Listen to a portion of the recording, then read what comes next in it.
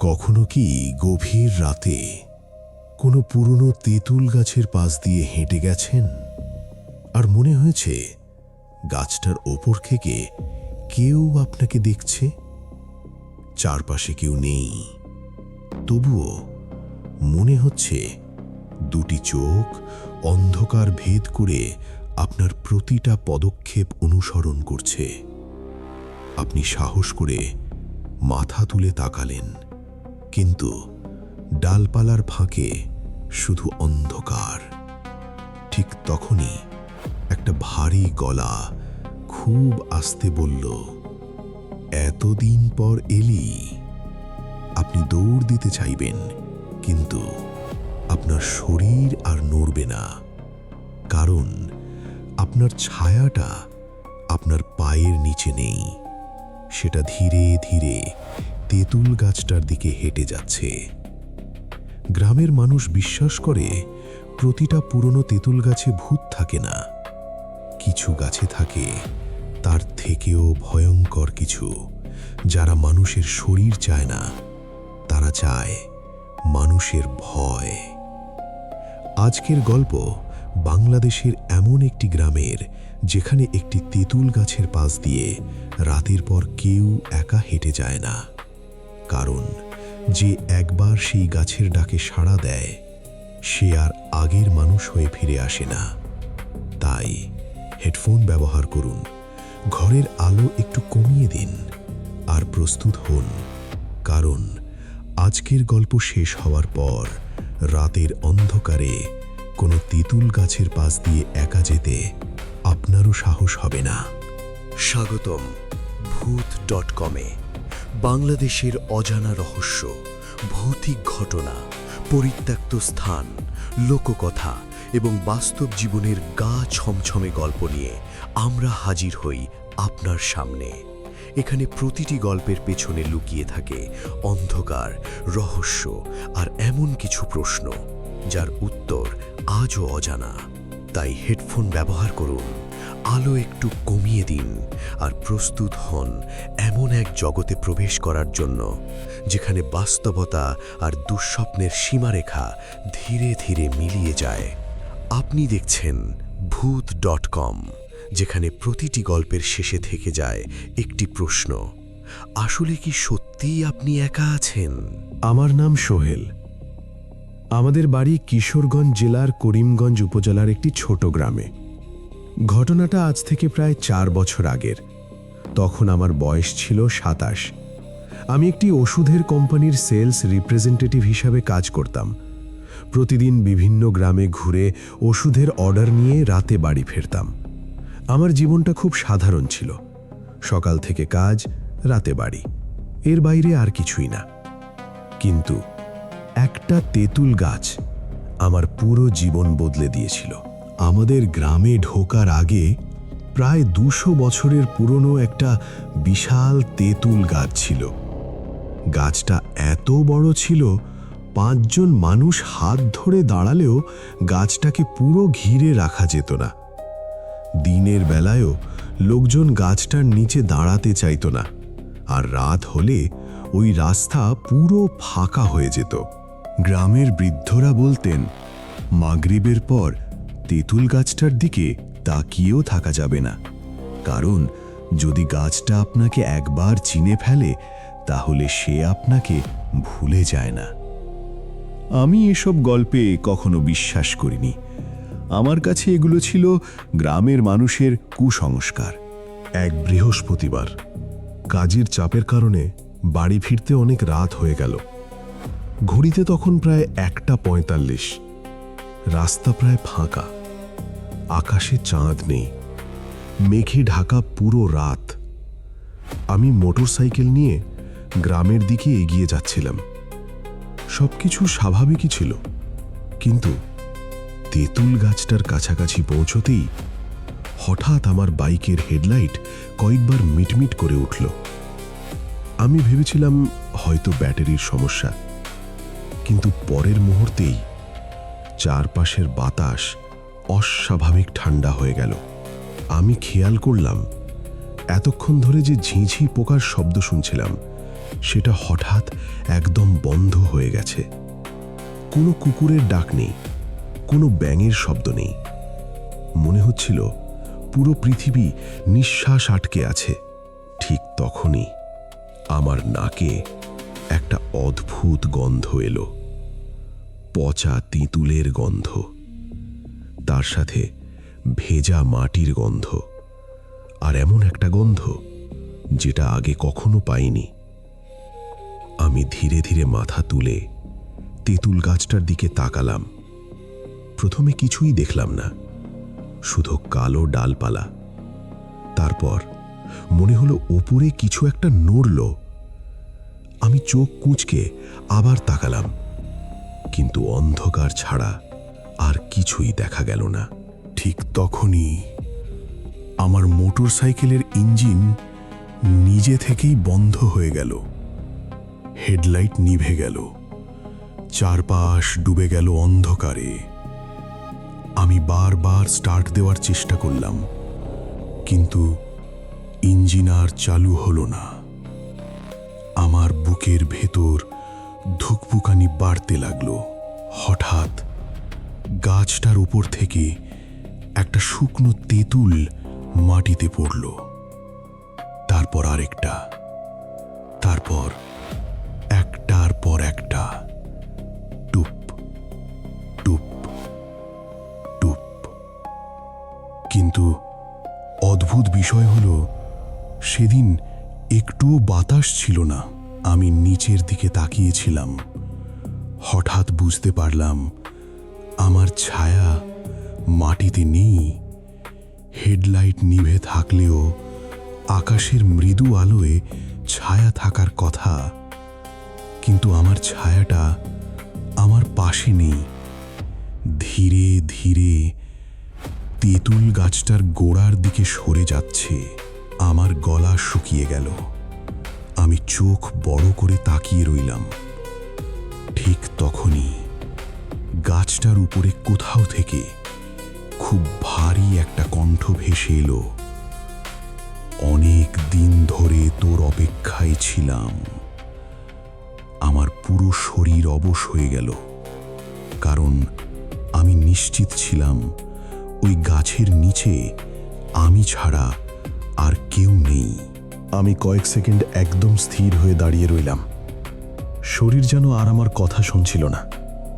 মনে হচ্ছিল অদৃশ্য কেউ আমাকে গাছটার দিকে টেনে নিচ্ছে। আমি সাহস করে আবার মোটরসাইকেলের স্টার্ট দিলাম। একবার, দুইবার, তিনবার, কিছুই হলো না। ইঞ্জিন যেন পুরোপুরি মরে গেছে। ঠিক তখনই গাছের ওপর থেকে একটা ভারী নিঃশ্বাসের শব্দ ভেসে এলো।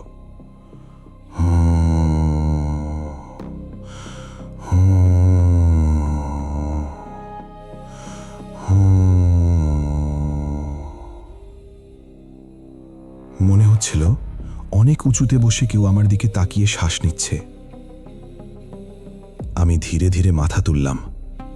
প্রথমে কিছুই দেখতে পেলাম না, কিন্তু কয়েক সেকেন্ড পর ডালপালার ফাঁকি দুটো ছোট লাল বিন্দু জ্বলে উঠল। আমি ভেবেছিলাম হয়তো কোনো প্যাঁচা, কিন্তু সেই লাল বিন্দু দুটো ধীরে ধীরে নড়তে শুরু করল। আর বুঝতে পারলাম ওগুলো চোখ। কেউ একজন গাছের উপর বসে আমার দিকে তাকিয়ে আছে। আমার বুকের ধুকপুকানি এত জোরে হচ্ছিল, মনে হচ্ছিল চারপাশের নীরবতায় সেটাও শোনা যাচ্ছে। ঠিক তখনই একটা শুকনো ডাল ভাঙার শব্দ হলো, মচ। তারপর আরেকটা, মচ মচ। শব্দটা ধীরে ধীরে নিচের দিকে নামছিল, যেন কেউ গাছ বেয়ে নামছে। আমি আর এক মুহূর্ত দাঁড়িয়ে থাকলাম না। মোটরসাইকেলটা ফেলে দৌড় দিতে শুরু করলাম। কিন্তু মাত্র কয়েক কদম যাওয়ার পর পিছন থেকে আবার সেই গলাটা শুনতে পেলাম, সোহেল, পালিয়ে কোথায় যাবি? আমি তোকে চিনে ফেলেছি। আমি পিছনে তাকালাম না, শুধু দৌড়াচ্ছিলাম। হঠাৎ আমার সামনে গ্রামের মসজিদের মিনারটা চোখে পড়ল। আজানের সময় না হলেও মসজিদের বারান্দার বাতিটা জ্বলছিল। আমি প্রাণপণে সেদিকে দৌড়ালাম। ঠিক সেই মুহূর্তে পিছনের সব শব্দ একসাথে থেমে গেল। চারপাশ আবার স্বাভাবিক হয়ে গেল। ঝিঝি পোকার ডাক ফিরে এলো। দূরে একটা কুকুর ডেকে উঠল। মনে হচ্ছিল কিছুক্ষণ আগে যা ঘটেছে সবই যেন দুঃস্বপ্ন। পরদিন ভোরে আমি কয়েকজন গ্রামবাসীকে নিয়ে মোটরসাইকেল আনতে গেলাম। বাইকটা ঠিক আগের জায়গাতেই দাঁড়িয়েছিল, কিন্তু একটা জিনিস দেখে আমার শরীর ঠান্ডা হয়ে গেল। পুরো বাইকের ওপর অসংখ্য শুকনো তেঁতুল পাতা ছড়িয়েছিল, যেন সারা রাত কেউ ইচ্ছে করে পাতাগুলো বিছিয়ে রেখেছে। আমি হ্যান্ডেলের দিকে হাত বাড়াতেই একজন বৃদ্ধ আমার হাত চেপে ধরলেন। তিনি গ্রামের সবচেয়ে বয়স্ক মানুষ, আব্দুল কাদের দাদু। তার চোখে স্পষ্ট আতঙ্ক। তিনি নিচু গলায় বললেন, কাল রাতে তুই কি গাছটার দিকে তাকিয়েছিলি? আমি চুপ করে মাথা নাড়লাম। তিনি কয়েক সেকেন্ড কোনো কথা বললেন না। তারপর খুব ধীরে বললেন, তাহলে ও তোকে দেখে ফেলেছে। আমি কাঁপা গলায় জিজ্ঞেস করলাম, ও কে? বৃদ্ধ আমার চোখের দিকে তাকিয়ে শুধু একটাই কথা বললেন, যাকে একবার তেঁতুল গাছ চিনে ফেলে তাকে সে জীবিত ছাড়ে না। কাদের দাদুর কথাটা শুনে আমার বুকের ভেতরটা কেঁপে উঠল। আমি অবিশ্বাসের চোখে তার দিকে তাকিয়ে রইলাম। তারপর বললাম, একটা গাছ আবার মানুষকে চিনে ফেলে কিভাবে? কাদের দাদু দীর্ঘশ্বাস ফেললেন। তারপর ধীরে ধীরে বললেন, গাছটা মানুষ না, কিন্তু গাছটার ভেতরে যে থাকে সে ঠিকই মানুষ চিনে রাখে। আমি তাকে সব ঘটনা খুলে বললাম। রাতের অন্ধকার, ইঞ্জিন বন্ধ হয়ে যাওয়া, লাল চোখ আর সেই ভারী কণ্ঠ। সব শুনে দাদুর মুখটা আরও ফ্যাকাশে হয়ে গেল। তিনি কিছুক্ষণ চুপ করে থেকে বললেন, একই ঘটনা এর আগেও হয়েছে, অনেক বছর আগে। আমি অবাক হয়ে জিজ্ঞেস করলাম, কার সাথে? দাদু ধীরে ধীরে উত্তর দিলেন, মোস্তফা নামে একটা ছেলের সাথে। তোর মতোই এক রাতে সে ওই গাছটার নিচে দাঁড়িয়েছিল। সেও প্রথমে গাছের ওপর দুটো লাল চোখ দেখেছিল। তারপর একটা গলা তাকে নাম ধরে ডাকতে শুরু করে। এরপর থেকেই ছেলেটা বদলে যেতে থাকে। আমি কৌতূহলী হয়ে বললাম, তারপর কি হয়েছিল? দাদু আমার চোখের দিকে তাকিয়ে বললেন, প্রথম কয়েকদিন সে শুধু রাতে ঘুমাতে পারত না। তারপর সে বলতে শুরু করলো, প্রতিদিন রাত হলেই কেউ তাকে তেঁতুল গাছটার কাছে ডাকছে। শেষের দিকে সে নিজের পরিবারের মানুষকেও চিনতে পারত না। শুধু একটাই কথা বলতো, ও আমাকে নিতে আসবে। আমি গলা শুকিয়ে যাওয়া অবস্থায় জিজ্ঞেস করলাম, সে এখন কোথায়? দাদু কয়েক সেকেন্ড চুপ করে রইলেন। তারপর নিচু গলায় বললেন, তাকে আর কেউ জীবিত দেখেনি। 3 দিন পর তেঁতুল গাছটার নিচে তার লাশ পাওয়া যায়। শরীরে একটা আঁচড়ও ছিল না, কিন্তু তার চোখ দুটো এমনভাবে খোলা ছিল যেন মৃত্যুর আগে সে এমন কিছু দেখেছিল যেটা মানুষের দেখা উচিত নয়। আমার শরীর ঠান্ডা হয়ে গেল। ঠিক তখনই দাদু আমার ডান হাতের দিকে তাকিয়ে থেমে গেলেন। তিনি আমার কবজি শক্ত করে ধরে বললেন, এটা আগে ছিল? আমি অবাক হয়ে নিজের হাতের দিকে তাকালাম। সেখানে কবজির ভেতরের দিকে 3টে সরু কালো দাগ। মনে হচ্ছিল কেউ ধারালো নখ দিয়ে খুব আস্তে আঁচড় কেটেছে, কিন্তু আমি কোনো ব্যথাই অনুভব করিনি। দাদু কাঁপা গলায় বললেন, এটা ভালো লক্ষণ না। ও তোকে শুধু দেখে ফেলেনি, ও তোকে ছুঁয়েও ফেলেছে। আমি ভয় বললাম, এখন কি হবে?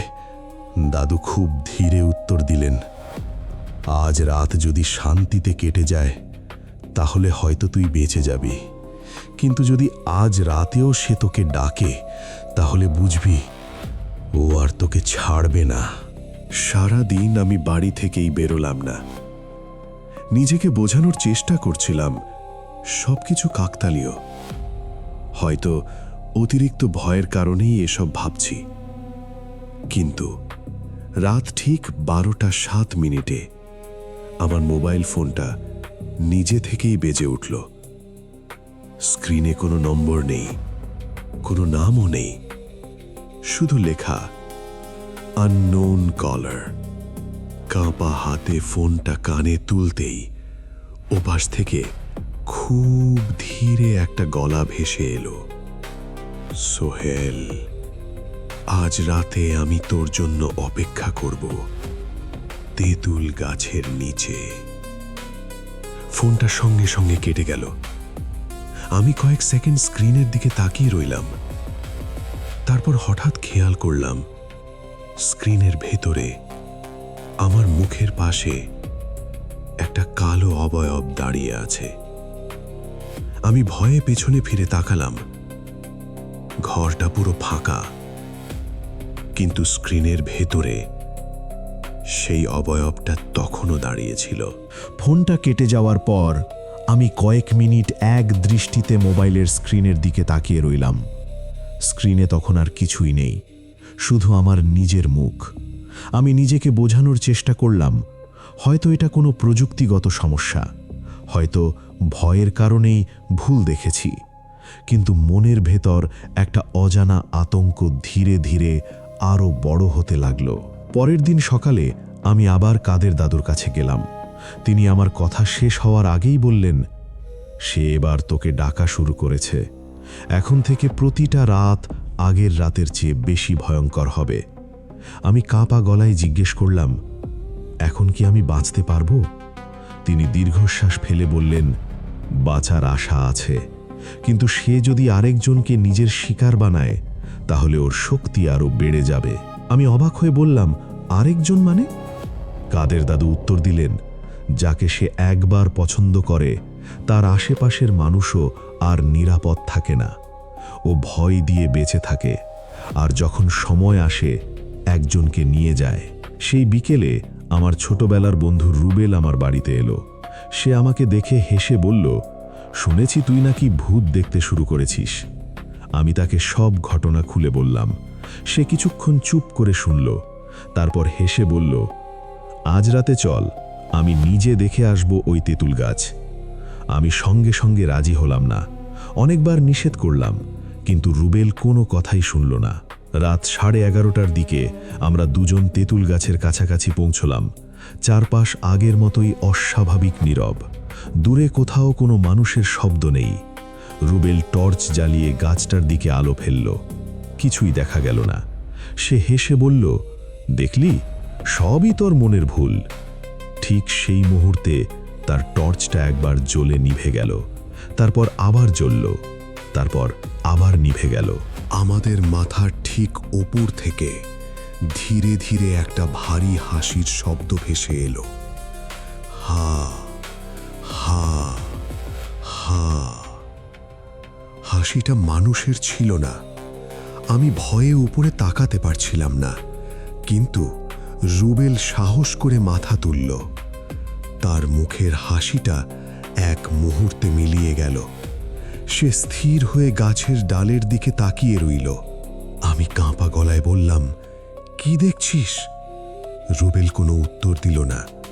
তার চোখ বড় বড় হয়ে গেছে, ঠোঁট কাঁপছে। মনে হচ্ছিল সে এমন কিছু দেখছে যেটা আমি দেখতে পাচ্ছি না। হঠাৎ সে খুব আস্তে বলল, ওহ, ওটা মানুষ না। পরের মুহূর্তে রুবেল যেন নিজের ইচ্ছায় ধীরে ধীরে তেঁতুল গাছটার দিকে হাঁটতে শুরু করল। আমি তার হাত ধরে টান দিলাম, কিন্তু সে আমাকে জোরে ধাক্কা দিয়ে সরিয়ে দিল। তার চোখ তখনও গাছের ওপর। মনে হচ্ছিল কেউ তাকে ডাকছে। আমি চিৎকার করে তার নাম ধরে ডাকলাম, রুবেল! সে একবারও পিছনে তাকালো না। আরও কয়েক কদম এগিয়ে তেঁতুল গাছটার নিচে গিয়ে দাঁড়ালো। ঠিক তখনই গাছের ওপরের সব ডালপালা একসাথে কেঁপে উঠল। প্রচণ্ড ঠান্ডা বাতাস চারদিকে ছড়িয়ে পড়ল। তারপর সব কিছু এক মুহূর্তের জন্য অন্ধকার হয়ে গেল। কয়েক সেকেন্ড পরে চারপাশ আবার শান্ত হয়ে গেল। আমি দৌড়ে গাছটার নিচে গেলাম। রুবেল মাটিতে পড়ে আছে, চোখ দুটো বিস্ফোরিত, মুখে জমে আছে অসহ্য আতঙ্ক। আমি তাকে নাড়ি ধরে দেখলাম, কোনো স্পন্দন নেই। সে আর বেঁচে নেই। তার ডান হাত শক্ত করে বন্ধ ছিল। আমি ধীরে ধীরে হাতটা খুললাম। ভেতর থেকে একটা শুকনো তেঁতুল পাতা মাটিতে পড়ে গেল। পাতার ওপর কালো রঙে আঁকা ছিল একটা অদ্ভুত চিহ্ন, ঠিক সেই চিহ্ন যেটা কয়েকদিন আগে আমার কবজিতেও দেখা দিয়েছিল। রুবেলের মৃত্যুর পর পুরো গ্রাম ভয়ে স্তব্ধ হয়ে গেল। কেউ আর তেঁতুল গাছটার নাম পর্যন্ত মুখে আনত না। সন্ধে হলেই প্রতিটা বাড়ির দরজা বন্ধ হয়ে যেত। বাচ্চাদের বাইরে বেরোতে দেওয়া হতো না। কিন্তু আমি জানতাম সব কিছুর জন্য আমিই দায়ী। যদি সেদিন রুবেলকে না নিয়ে যেতাম, হয়তো সে আজও বেঁচে থাকত। সেই রাত থেকে আমি আর ঠিকমতো ঘুমাতে পারছিলাম না।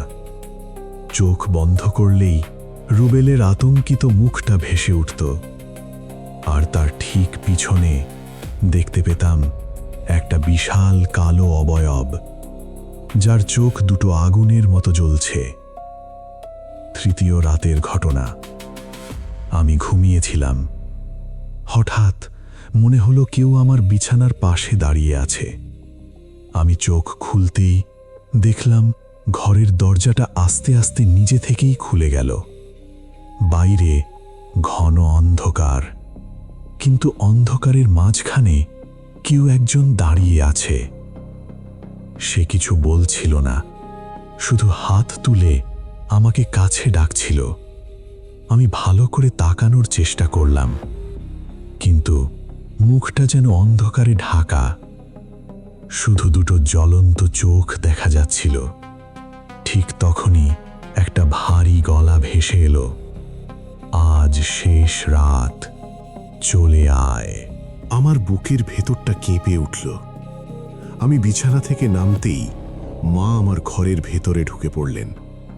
তিনি আতঙ্কিত গলায় বললেন, তুই দরজা খুলে কার সাথে কথা বলছিলি? আমি অবাক হয়ে বললাম, আমি তো একা। মা কাঁপা গলায় বললেন, আমি নিজের চোখে দেখলাম একটা কালো মানুষ তোর দরজার সামনে দাঁড়িয়েছিল। আমি ডাক দিতেই অন্ধকারের মধ্যে মিলিয়ে গেল। পরদিন সকালেই আমি কাদের দাদুর কাছে ছুটে গেলাম। আমাকে দেখেই তিনি বুঝে গেলেন পরিস্থিতি আরও খারাপ হয়েছে। তিনি ধীরে ধীরে বললেন, এখন আর সময় নেই। আজ রাতের মধ্যেই সিদ্ধান্ত হবে। হয় তুই বাঁচবি, না হয় পিশাচ তার শেষ শিকার নিয়ে যাবে। আমি জিজ্ঞেস করলাম, ও আমাকে কেন ছাড়ছে না? কাদের দাদু অনেকক্ষণ চুপ করে রইলেন। তারপর বললেন, অনেক বছর আগে এই তেঁতুল গাছটা কাটার চেষ্টা করেছিল কয়েকজন মানুষ। সেদিন থেকে এই জায়গাটা অভিশপ্ত হয়ে যায়। যে পিশাচটা এখানে বাস করে, সে কাউকে একবার বেছে নিলে শেষ শিকার না নেওয়া পর্যন্ত থামে না। আমি নিচের দিকে তাকিয়েছিলাম। হঠাৎ দেখলাম আমার কবজির 3টে কালো আঁচড় এখন 6টা হয়ে গেছে। দাগগুলো ধীরে ধীরে কনুয়ের দিকে ছড়িয়ে যাচ্ছে। কাদের দাদু আমার হাত দেখে ফ্যাকাশে হয়ে গেলেন। তিনি খুব নিচু গলায় বললেন, আজ রাতের পরেই দাগ আর বাড়লে তোর জন্যে আর কিছুই করার থাকবে না। সেদিন সন্ধে সূর্য ডোবার ঠিক আগে আমার মোবাইলে একটা অজানা নম্বর থেকে কল এলো। আমি কাঁপা হাতে রিসিভ করলাম। ওপাশে কোনো মানুষের কণ্ঠ ছিল না, শুধু একটা ভারী হাসি। তারপর খুব ধীরে একটা বাক্য শোনা গেল, আজ আমি তোর জন্যে অপেক্ষা করব, শেষবারের মতো। কলটা কেটে গেল। আমি ধীরে ধীরে মাথা তুলে জানালার বাইরে তাকালাম। দূরের তেঁতুল গাছটার সবচেয়ে উঁচু ডালে দুটি লাল চোখ স্থির হয়ে আমার দিকেই তাকিয়েছিল। সেই রাতটার কথা আজও মনে পড়লে আমার শরীর ঠান্ডা হয়ে যায়। সূর্য ডোবার পর থেকেই পুরো গ্রাম অস্বাভাবিক নীরব হয়ে গিয়েছিল। মনে হচ্ছিল সবাই জানে আজ রাতে কিছু একটা ঘটতে চলেছে। ঈশার নামাজের পর আমি, কাদের দাদু আর গ্রামের মসজিদের ইমাম সাহেব একসাথে তেঁতুল গাছটার দিকে রওনা দিলাম।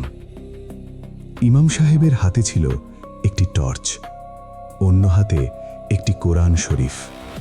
পুরো পথ জুড়ে তিনি কোরআনের আয়াত তেলাওয়াত করছিলেন। আমি শুধু নিচের দিকে তাকিয়ে হাঁটছিলাম, কারণ বারবার মনে হচ্ছিল কেউ আমাদের আগেই সেখানে অপেক্ষা করছে। তেঁতুল গাছটার কাছাকাছি পৌঁছতেই চারপাশের বাতাস হঠাৎ থেমে গেল। একটা পাতাও নড়ছিল না, কিন্তু গাছটার সবচেয়ে উঁচু ডালটা ধীরে ধীরে দুলছিল, যেন ওখানে কেউ বসে আছে। ঠিক তখনই সেই ভারী কণ্ঠটা আবার ভেসে এলো, সোহেল, তুই আবার এসেছিস? আমার বুকের ভেতরটা কেঁপে উঠল। ইমাম সাহেব আরো জোরে কোরআনের আয়াত পড়তে লাগলেন। হঠাৎ পুরো গাছটা প্রচণ্ডভাবে কাঁপতে শুরু করলো। একটার পর একটা শুকনো তেঁতুল মাটিতে পড়তে লাগলো। টুপ টুপ টুপ। তারপর গাছের মোটা ডালগুলোর মাঝখান থেকে ধীরে ধীরে একটা কালো অবয়ব নিচে নামতে শুরু করলো। প্রথমে শুধু লম্বা দুটো হাত, তারপর অস্বাভাবিক লম্বা একটা শরীর, তারপর দুটি আগুনের মতো লাল চোখ। মুখটা তখনও অন্ধকারে ঢাকা, কিন্তু যেটুকু দেখা যাচ্ছিল তাতে বোঝা যাচ্ছিল ওটা মানুষ নয়। চারপাশের তাপমাত্রা মুহূর্তের মধ্যে কমে গেল। আমার নিঃশ্বাস থেকে সাদা ধোঁয়া বের হতে লাগলো। হঠাৎ আমার হাতের কালো আঁচড়গুলো জ্বালা করতে শুরু করলো।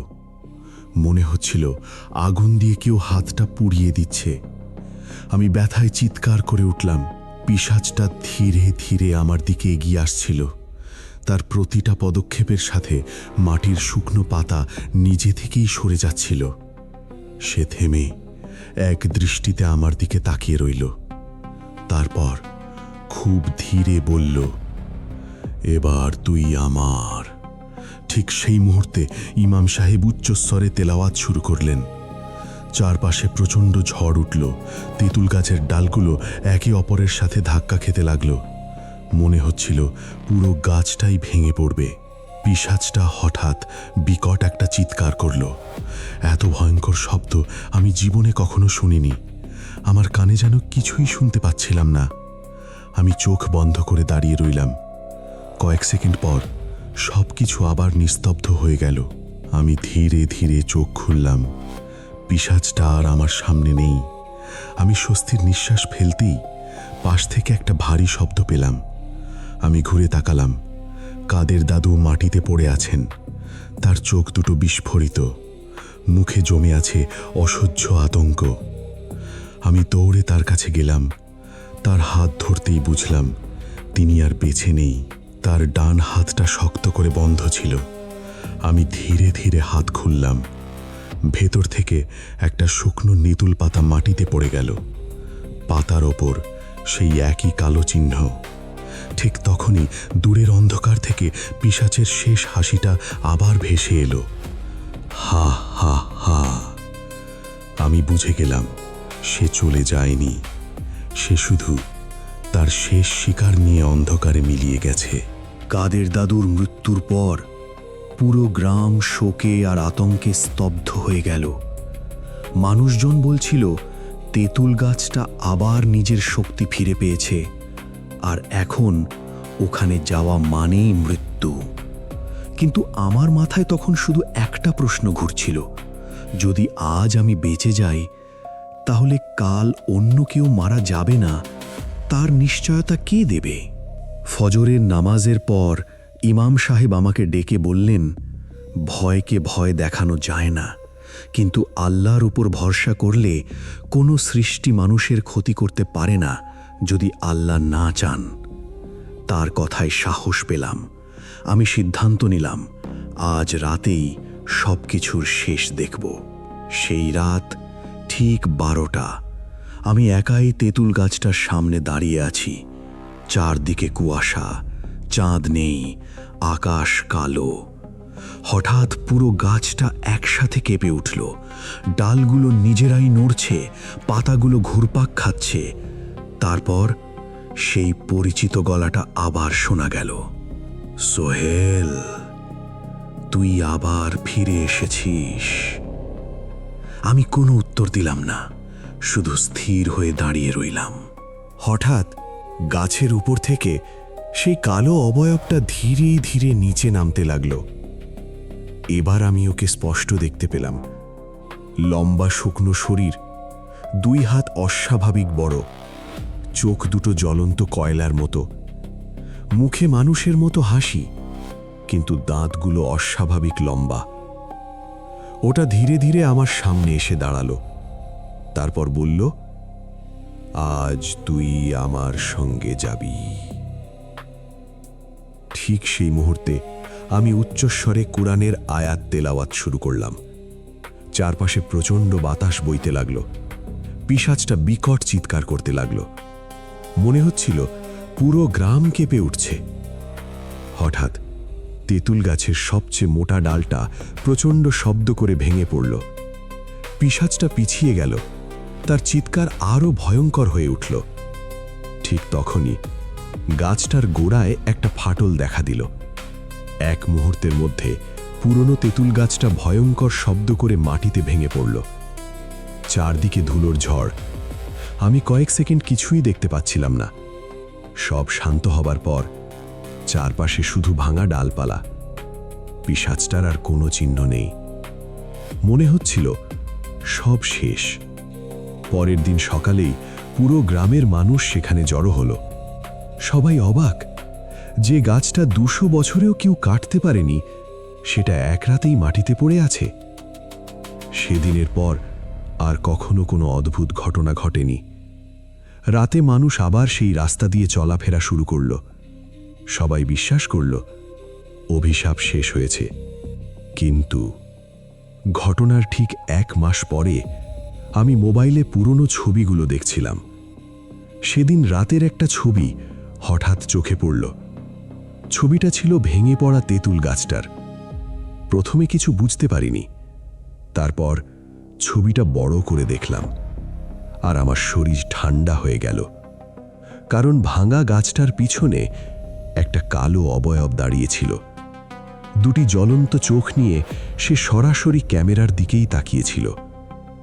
আমি নিশ্চিত ছবিটা তোলার সময় সেখানে কেউ ছিল না। আজও সেই ছবিটা আমার ফোনে আছে। কিন্তু অদ্ভুত বিষয় হলো, যতবার ছবিটা দেখি মনে হয় সেই কালো অবয়বটা প্রতিবারই একটু একটু করে ক্যামেরার আরও কাছে চলে আসছে। তাই যদি কোনোদিন গভীর রাতে কোনো পুরনো তেঁতুল গাছের পাশ দিয়ে যাওয়ার সময় মনে হয় কেউ আপনার দিকে তাকিয়ে আছে, তাহলে একবারও মাথা তুলে তাকাবেন না। কারণ সব গাছ শুধু ছায়া দেয় না, কিছু গাছ আজও অপেক্ষা করে তার পরের শিকারের জন্য। আপনি দেখছিলেন ভূত.com। যদি গল্পটি আপনার ভালো লেগে থাকে তাহলে ভিডিওটি লাইক করুন, কমেন্ট করে জানান আপনি হলে সেই তেঁতুল গাছের পাশ দিয়ে রাতের বেলা যেতে সাহস করতেন কিনা। আর এমন বাস্তবধর্মী ভয়ঙ্কর গল্প নিয়মিত শুনতে এখনই সাবস্ক্রাইব করুন ভূত.com। কারণ পরের গল্পটি হয়তো আপনার নিজের গ্রামের কোনো অন্ধকার রহস্য নিয়ে।